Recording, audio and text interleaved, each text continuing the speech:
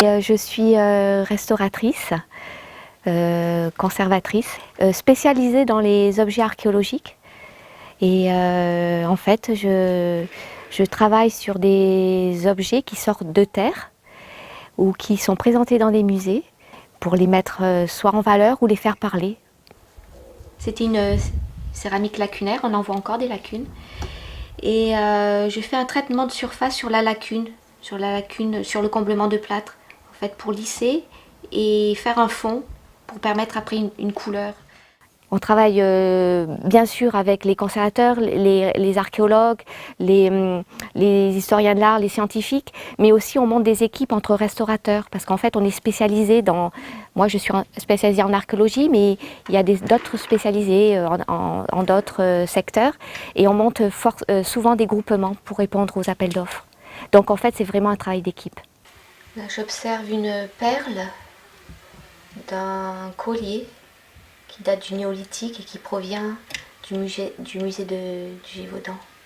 Je suis spécialisée donc en objets archéologiques sur les matériaux les plus représentatifs des sites archéologiques. Donc les ossements, les os, ce qu'on appelle la matière dure animale, ça peut être des os, de l'ivoire, du bois de cervidé, des écailles de tortue, etc. Les céramiques, bien sûr, on trouve beaucoup de céramiques selon les périodes, bien sûr, et le métal aussi, à partir de l'âge du cuivre, l'âge du bronze, on retrouve du métal sur les sites. Donc en fait, je suis spécialisée dans ces trois matériaux. Et là, en fait, on a le peigne. Et on me l'a ramené dans une petite boîte d'allumettes. J'ai suivi une formation universitaire et le problème de ces formations, il y en a très peu en France, il y en a 4. Et celle que j'ai faite, c'est à Paris. Et moi, je voulais redescendre dans le sud. Voilà. Donc du coup, je me suis mis à mon compte.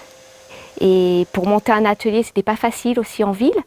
Et moi qui aime la campagne, j'ai voulu trouver un endroit un peu sauvage. Donc les Cévennes, c'était parfait. Et voilà. Et je suis arrivée dans les Cévennes comme ça. Et petit à petit, j'ai monté mon atelier. La Lozère, c'est un pays mais vraiment riche en archéologie, mais voilà, il n'y a pas beaucoup. Il y a eu des anciennes fouilles, des anciens sondages, des anciens archéologues ou universitaires de Montpellier qui ont travaillé, mais bon, ça remonte.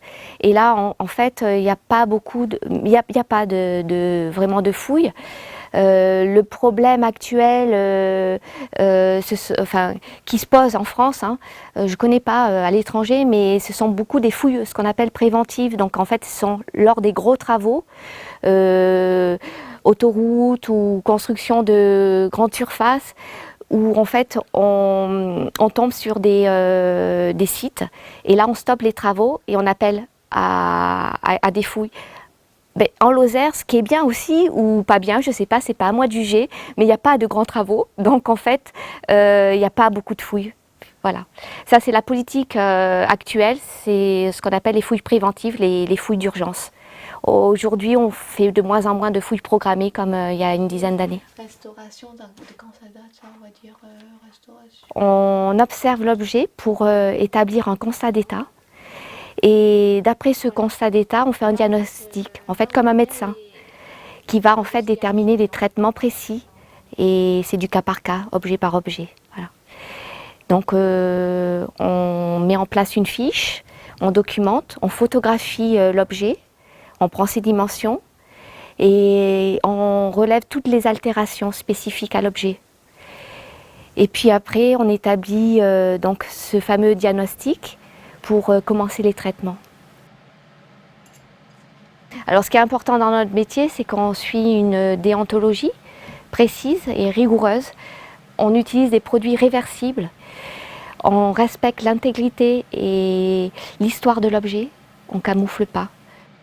Là je travaille sur un crâne qui appartient au musée du futur musée du Gévaudan. Et c'est un crâne qui date du néolithique. Sa spécificité, c'est qu'il est trépané. On a fait un trou dans le crâne. Ça fait plusieurs années que le musée du Gévaudan doit prendre jour. Et en fait, voilà, là, cette année, il y a eu des appels d'offres. Et cette année, en fait, j'ai quelques objets qui sont venus en atelier. Et ce sont des objets en matière osseuse, soit en os, ivoire, ça peut être du bois de cervidé. Et qui en fait viennent en atelier parce qu'ils sont entre guillemets malades et on va intervenir dessus pour en fait les restituer au musée et pour les présenter au grand public. De l'os, je pense.